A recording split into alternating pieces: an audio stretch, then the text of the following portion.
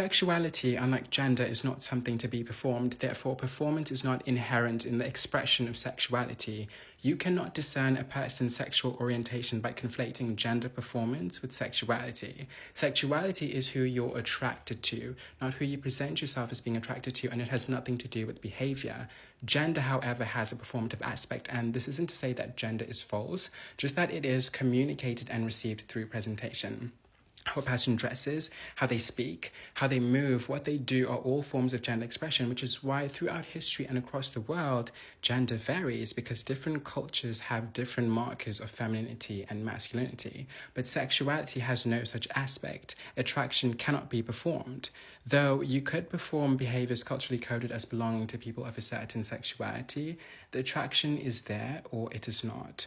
For example, a man who is emotionally expressive and concerned with his aesthetics is merely performing his gender in a particular manner.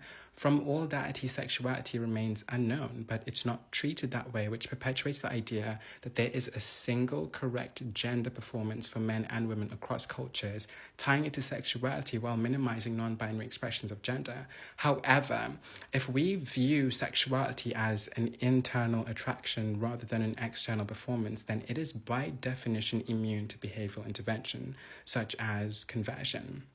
By prayer or therapy, you cannot pray the gay away. You can start a family as a guys, but that doesn't mean much other than that you started a family, because the basis of thinking that sexuality can be willed into a different form rests on the assumption that modifying a person's behavior can somehow overhaul their internal structure. And understanding that that isn't true will relieve so much social pressure for both queer and straight individuals in the way of queer people not having to perform their queerness with validation, such as when they're called confused or passing through a phase, or when bisexual people are called into question for not being seen dating one or the other. Straight people who transgress gender norms not having their orientation constantly questioned because their performance was never related to their sexuality in that way.